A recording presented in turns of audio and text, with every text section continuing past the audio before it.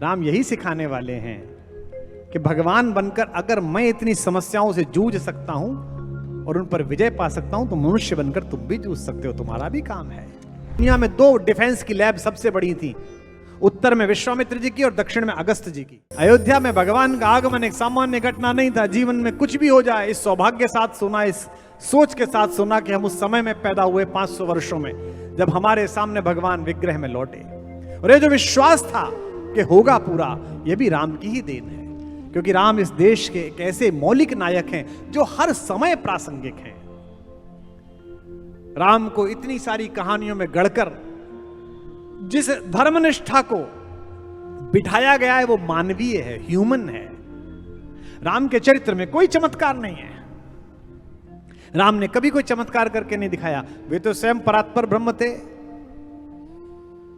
स्वयं आया समुद्र, उसने कहा भगवान आप कह दीजिए मैं छोड़ देता हूं, नहीं, पुल बनाया। राम यही सिखाने वाले हैं कि भगवान बनकर अगर मैं इतनी समस्याओं से जूझ सकता हूं और उन पर विजय पा सकता हूं तो मनुष्य बनकर तुम भी जूझ सकते हो, तुम्हारा भी काम है। मुंबई अभिनय की नगरी है। आप यहां बनी हुई हॉरर फिल्में देखकर डर जाते हैं। मेरी बेटी ने एक दिन मुझसे पूछा कि मैं हॉरर फिल्म नहीं देख पाती, इसके लिए क्या करूं, मुझे डर लगता है। साथ में परिवार के देखूं तो भी डरती हूं, ज्यादा डरती हूं। तो मैंने कहा इसका एक ही तरीका है, जब उस दृश्य को देखो तो साथ में कल्पना करो कि लाइट कहां खड़ी थी, कैमरा कहां खड़ा था, टचअप वाला किधर था, एक्शन कब बोला गया था, तो समझ आ जाएगा कि अभिनय हो रहा है। हमारे सरकार ने भी ऐसा अभिनय किया कि विश्व को समझ ही नहीं आया कि कट कहां लगा, लाइट कहां थी, डायरेक्टर कहां था, कैमरा कहां था। जिसके भी द्वार पर गए, जिस ऋषि के द्वार पर गए, सबने कहा कि हे भगवान मैं आपको प्रणाम करता हूं। राम जी ने कहा मैं दशरथ का ज्येष्ठ पुत्र राम आपको प्रणाम करता हूं। अभी राजकोट में 4 दिन अपने अपने श्याम करके आया तो मुझसे हमारे एक मित्र हैं CR पाटिल, जल मंत्री हैं, उन्होंने मुझसे पूछा भैया अपने अपने राम के बाद अपने अपने श्याम क्यों? मैंने कहा दोनों जरूरी हैं। राम सिखाते हैं कि मर्यादा पुरुषोत्तम कैसे बना जाए, और कृष्ण सिखाते हैं कि नीचोत्तम मिल जाए तो उनसे कैसे जोड़ा जाए। राम ने एक सामान्य मनुष्य की भांति जीवन जिया। एक आदर्श पुत्र, एक सामान्य बेटा कैसा हो सकता है, एक पति कैसा हो सकता है, एक राजा कैसा हो सकता है। अभिनय वो जो आपको भुला दे कि यह व्यक्ति नहीं है। फिल्म अपने शुरुआत में घोषणा करती है कि वास्तविक नहीं है। आप फिल्म में जाते हैं, धुरंधर में आप घुसे, आदित्य धर ने पहली लाइन पर लिख दिया कि ये सच्ची घटनाओं से प्रेरित है लेकिन काल्पनिक है, और आप तुरंत उसमें अलग अलग लोग ढूंढने लगे। कहीं आपको डोभाल साहब दिखाई दिए, कहीं आपको कोई और दिखाई दिया। एक फिल्म अपने अंधेरे में ले जाने से पहले घोषणा करती है कि मैं वास्तविक नहीं हूं, और आप पड़ोस में बैठे हुए पति का हाथ पकड़ लेती और एक गोली चली, आप डर जाते हैं, क्योंकि अभिनय बहुत जीवंत होता है। राम का सृष्टा होने के बाद भी सृष्टि में अभिनय इतना जीवंत है कि पता ही नहीं चला कि परात्पर ब्रह्म आया। एक बहुत बड़े अभिनेता इस मुंबई में हुए हैं, बंगाली फिल्मों के बहुत बड़े अभिनेता थे और हिंदी में भी बड़ा काम किया। पुराने लोगों ने उनका नाम सुना होगा, उत्पल दत्त साहब। उनकी मैंने एक इंटरव्यू देखा था BBC पे। उनसे पूछा BBC की पत्रकार ने कि आपको सबसे बड़ा पुरस्कार क्या मिला, आपको फिल्म फेयर भी मिला, ये भी मिला, वो? उन्होंने कहा नहीं, मेरा सबसे बड़ा पुरस्कार आओ मैं दिखाता हूं। वो ले गए और एक शीशे में एक चांदी की तश्तरी में एक पुरानी जूती रखी हुई थी, बोले ये मेरा पुरस्कार है। पत्रकार ने पूछा ये आपका पुरस्कार कैसे हो सकता है? तो उन्होंने कहा कि जब मैं 16 वर्ष का था और दुर्गा पूजा के समय कलकत्ता में मैंने एक नाटक किया अपनी गली में, उसमें मैं एक शराबी जमींदार की भूमिका में था जो अपने असामियों को ब्याज पर पैसे देता है, और एक गरीब असामी उसके ब्याज पर ब्याज जो लगा हुआ है उसे दे नहीं पाता, तो उसके घर जाता है, शराब पीकर उसकी नवविवाहिता पत्नी को उठाकर ले आता है कि जब तक पैसा नहीं देगा ये मेरे पास रहेगी। बोले मैं बना था जमींदार और मेरे साथ का लड़का बना था वो आसामी, और उसकी पत्नी बना था हमारी क्लास में पढ़ने वाला एक लड़का। पहले तो लड़के ही बनते थे, और हमारे स्कूल के प्राध्यापक जो बहुत बड़े दार्शनिक थे, ज्ञानी थे, वो मुख्य अतिथि थे सामने। बोले प्रसंग चला, आधा घंटा बीत गया, और जब मैं शराबी की एक्टिंग करके, जबकि मैंने जीवन में शराब नहीं पी, मैं झूमता झामता पहुंचा और मैंने गाली गुफ्तार की, और जब मैं उस महिला बने हुए अपने साथ के लड़के का हाथ खींचकर चला कि जब तक पैसे नहीं देगा मैं तेरी पत्नी को नहीं दूंगा, तो गुरुजी मंच पर कूद कर सामने आए और जूता निकाला और बोले, नीच, मेरे रहते या अनाचार कोई नहीं कर सकता, मैं तुझे मार दूंगा। बोले तुरंत मैंने उनका जूता पकड़ लिया। अब वो जनता हंसने लगी, फिर उन्हें याद आया कि मैं तो कहीं और बैठा हूं। बोले मेरा जूता छोड़। मैंने कहा नहीं गुरुजी, अगर मेरे जैसे अभिनेता ने आप जैसे विवेकवान व्यक्ति को यह भुला दिया कि मैं वो जमींदार नहीं हूं, तो इसका मतलब आज अभिनय में शिव उतरे हैं, आज स्वयं रुद्र उतरे हैं। इसलिए लोग कहते हैं कि अगर वो भगवान थे तो ऐसा क्यों नहीं किया। भगवान ने इसी सृष्टि के निर्माता होने के बाद भी इसी सृष्टि में अभिनय किया, इसी सृष्टि के दृष्टा होने के बाद भी इसी सृष्टि को दृष्टि दी कि राम सृष्टा भी है और सृष्टि भी है। राम सृष्टा भी है और सृष्टि भी है। राम दृष्टा भी है और दृष्टि भी है। राम गाइए। दृष्टा भी है और दृष्टि भी है। राम मनहर भी है और मनस्वी भी है। राम मनहर भी है और मनस्वी भी है।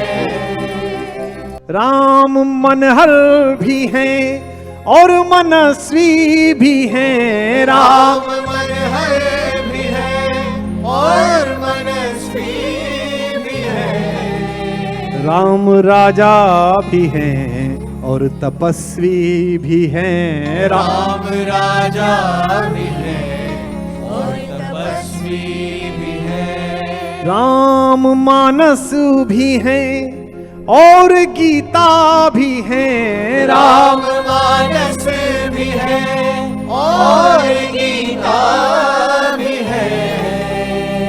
राम है राम भी, राम सीता भी है। राम है राम भी, राम सीता भी है। राम महलों में है, राम जंगल में है। राम गाइए। महलों में है, राम जंगल में है। राम है शोक में, राम मंगल में है। राम है शोक में, राम मंगल में है। राम गृहस्थ है, राम है संत भी। राम गृहस्थ है, राम है संत भी। एक ज्ञानी ने मुझे एक दिन फोन किया रात को, ए कुमार जी मैं देखता तो नहीं हूं पर अचानक यूट्यूब पे सामने आ गया तो ये देख रहा था, ये क्या लाइन हुई कि गृहस्थ हैं और संत भी हैं। तो मैंने उन्हें कहानी सुनाई। हमारे पूर्वोत्तर की राम कथाओं में प्रसंग आता है कि भगवान जब 14 वर्ष बाद लौटे तो अयोध्या सज गई। आज भी राम जब दिवाली के दिन लौटते हैं तो कितनी सजती है मुंबई, कितना सजता है भारत। 500 वर्ष बाद विग्रह में लौटे तो कितना नाचा पूरा विश्व। जब स्वयं पहली बार आए थे भगवान 14 वर्ष बाद तो क्या हुआ होगा। हर आंख कौशल्या हो गई, हर भुजा दशरथ हो गई, हर छाती भरत हो गई। जब वह शोभा यात्रा निकलने लगी, एक बड़े से बहुत बड़े से रथ पर भगवान बैठे हैं, पार्श्व में भगवती सीता बैठी हैं, चरणों में हनुमान जी बैठे हुए हैं, पीछे शेषावतार लक्ष्मण जी खड़े हुए हैं, उसके पीछे लंकेश विभीषण किष्किंधापति सुग्रीव युवराज अंगद जामवंत सब लोग बैठे हुए हैं और भरत जी रास्ता बनवाते जा रहे हैं। पुष्प वर्षा हो रही है। बहुत ध्यान से सुनिएगा, आनंद आएगा आपको। राम गृहस्थ है, राम है संत भी, इस पंक्ति को पकड़ लीजिए। तो भगवान ने भरत को बुलाया कि भरत यहां आओ।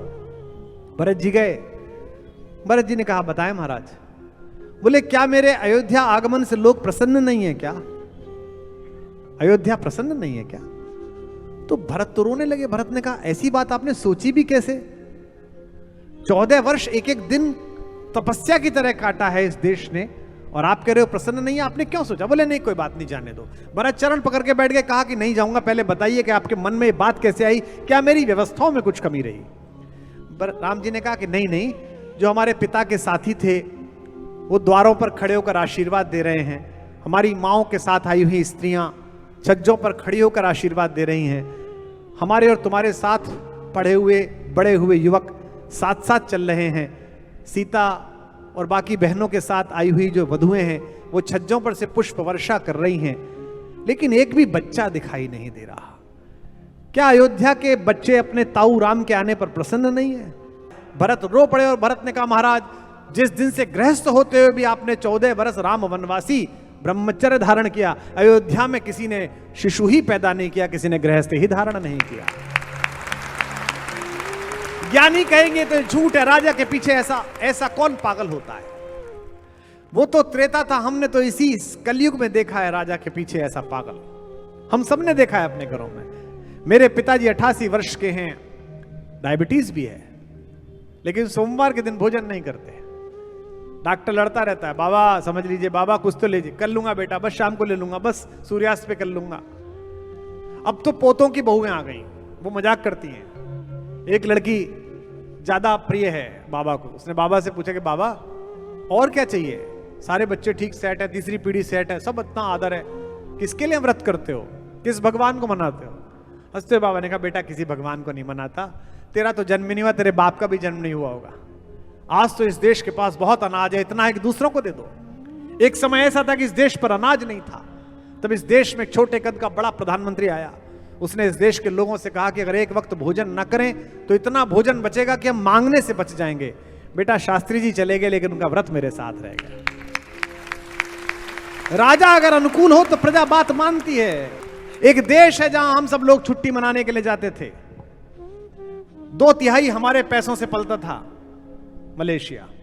और यूनाइटेड नेशंस में हमारे खिलाफ वोट की, उसने पाकिस्तान के समर्थन में वोट की। हमारे देश के प्रधानमंत्री ने ना कोई अपील की, ना कोई इंटरव्यू दिया, लक्षद्वीप के किनारे कुर्सी बिछाकर बैठे। अगले दिन 2/3 जीडीपी गिर गई उस देश की। राम गृहस्थ है, राम है संत भी, राम गृहस्थ है, राम है संत भी, राम आरंभ भी, राम ही अंत भी, राम आरंभ भी। बोलो सियावर रामचंद्र भगवान की। जब कोरोना आया तो इम्यूनिटी शब्द आया हमारे बीच में। इम्यूनिटी कैसे बढ़ेगी? इतने ज्ञानी लोग थे, इतने मरीज नहीं थे जितने उपचार आ रहे थे। पूरा व्हाट्सएप भरा रहता था, काली गाय के दूध में है फला मिला के। एक ने मुझे भेजा, भाई साहब इसे कर लो तो बिल्कुल नहीं होगा, इससे बढ़िया कोई उपचार हो तो बताओ। मैंने कहा एक है। बोले क्या? मैंने कहा सांस लेना बंद कर, नहीं होगा। अब अगली पंक्ति जो कह रहा हूं वो समझिए।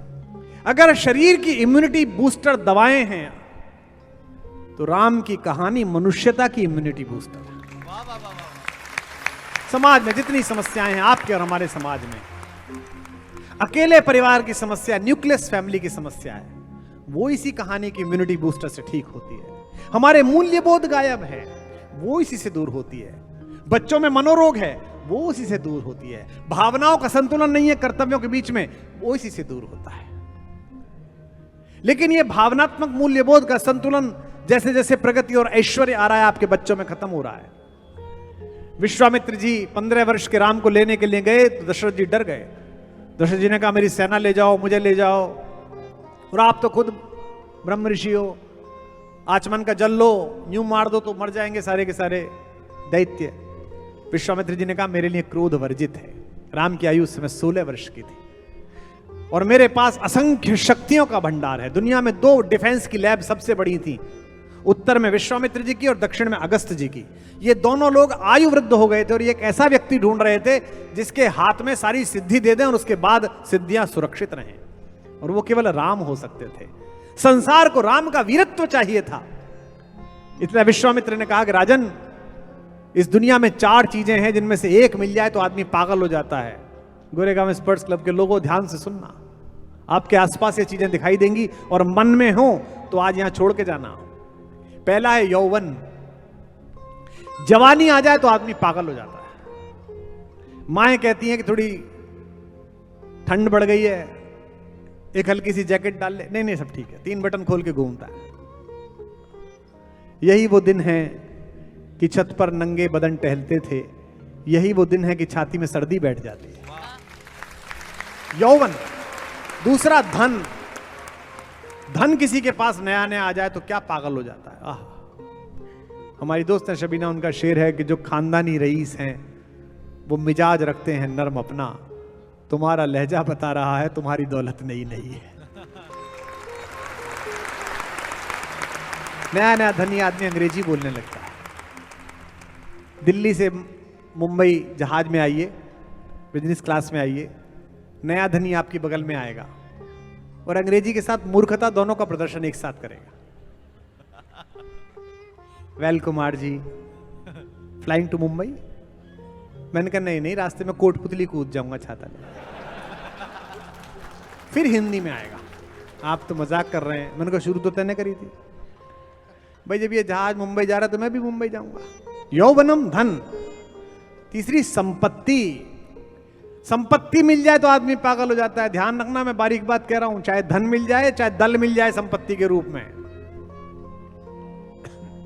तो इंद्रों के बेटे पागल हो जाते हैं। यौवनम धन संपत्ति। और चौथी चीज प्रभुत्व, किसी को अधिकार मिल जाए, शासक बन जाए, सरकार मिल जाए। ओहो, आदमी कैसा बौर आता है, हमने तो जी के देखा है। ओ भाई साहब, दिमाग खराब। जहां पुलिस वालों ने दरवाजा खोला, जहां टू टू करके गाड़ी चली, पागल आदमी एकदम पागल हो जाता है।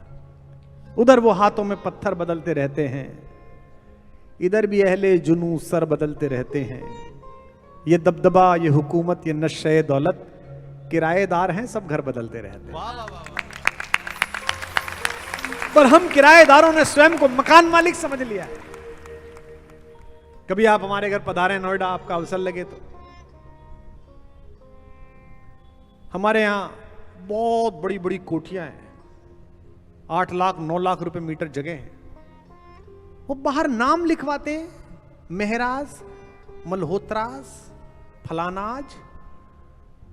हमारा घर जब बनाया तो वो आई जो बनाने वाली थी, उन्होंने पूछा कि सर बाहर क्या लिखवाएं, कैसे लिखवाएं। मैंने कहा जिसका है उसका लिखवा दो।